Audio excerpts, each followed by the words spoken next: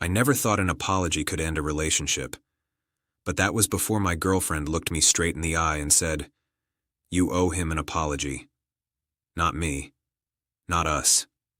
Him." It started small, the way these things always do. She called him her best friend. Liam. Someone she'd known forever. Someone I wasn't supposed to worry about. I trusted her. At least I wanted to. I told myself I wasn't the jealous type. I told myself modern relationships were different. I told myself a lot of lies. Liam texted her constantly. Morning, late night, during dinners, during movies. Sometimes she'd smile at her phone in a way she hadn't smiled at me in months. When I asked, she'd roll her eyes and say, "Relax, he's just a friend." But friends don't cross boundaries.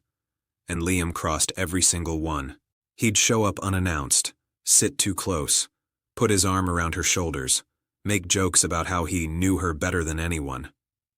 Once, during a group hangout, he said, "If you ever get tired of him, you know where to find me," and laughed like it was nothing. Everyone laughed, except me. Later that night, I told her it bothered me. I didn't yell, I didn't accuse. I just said, "That wasn't okay." Her face hardened instantly. "You embarrassed him." That was the first crack. Things got worse. He started calling me insecure, weak, controlling. Always when she wasn't around, but somehow she always defended him. If I spoke up, I was the problem. If I stayed quiet, I was cold. Then came the night everything snapped. I came home early from work. Her car was in the driveway. So was his. I walked inside and heard laughter coming from the bedroom. Not just laughter. I didn't burst in. I didn't scream. I stood there, my heart pounding, listening. Clothes rustled. The bed creaked. Her voice, soft, intimate, nothing like the dismissive tone she used with me lately. I walked away. I sat in my car for an hour, shaking, replaying every red flag I'd ignored. When she finally came outside, she froze when she saw me. "Why are you home?" was the first thing she said. Not, "What are you doing here?" Not, "I'm sorry." "Why are you home?" Liam followed her out, smug, calm, already dressed. I looked at her and said, "So this is what best friend means?" She crossed her arms, defensive. "It's not what you think." I laughed, a hollow sound. I heard enough. That's when Liam stepped forward. "Man, you're overreacting. You're being dramatic."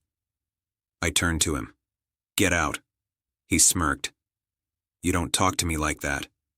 She stepped between us, between me and him. "Stop. You scared him." That was the moment something inside me broke. The next morning, she sat me down like I was a child. Calm. Cold. Prepared. "You owe Liam an apology," she said. "For yelling at him, for making him uncomfortable." I stared at her. "You cheated on me." She sighed. "You pushed me into it. You were jealous, negative, always accusing." There it was, the rewrite, the gaslighting, the blame shift. "You disrespected me," I said quietly. "You slept with him." "And you disrespected my friendship," she shot back. "If you want to move forward, you'll apologize. To him." That's when I realized this wasn't about cheating. It was about control.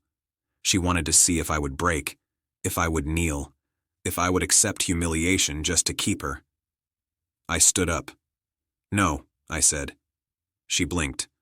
"No? I'm not apologizing. Not to him. Not to you." Her tone changed instantly, sharp, angry. "Then we're done." I nodded. "We've been done for a while. I just finally caught up."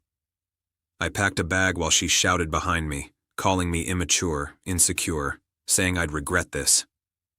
Liam texted her while I was still in the house. I saw the notification pop up on her phone. Is he gone yet?